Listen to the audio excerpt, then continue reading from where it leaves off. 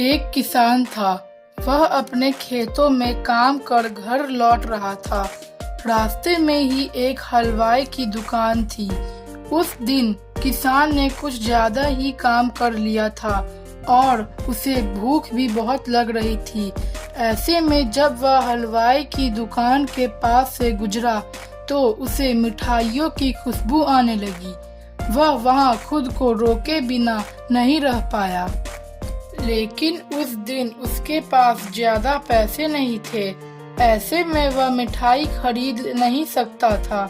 तब वह कुछ देर वहीं खड़े होकर मिठाइयों की सुगंध का आनंद लेने लगा।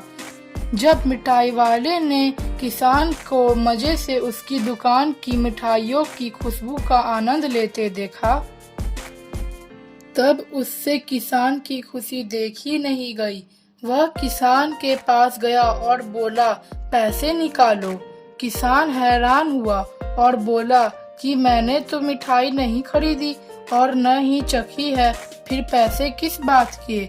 हलवाई बोला, भले ही तुमने मिठाई नहीं ली है, लेकिन मेरी बनाई मिठाई की खुशबू का आनंद तो लिया है।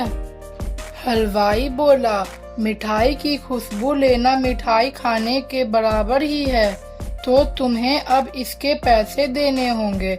किसान पहले थोड़ा घबराया, लेकिन फिर थोड़ी सूझबूझ दिखाते हुए उसने अपनी जेब से कुछ सिक्के निकाले और उन्हें दोनों हाथों के बीच में डालकर खनकाया। अब खनकाने के बाद किसान अपने रास्ते जाने लगा। हलवाई बोला, मेरे पैसे तो दो।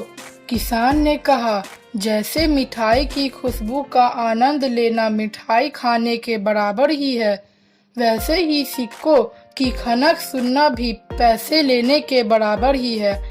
कई बार आपके जीवन में इस हलवाई के जैसे लोग भी मिल जाएंगे।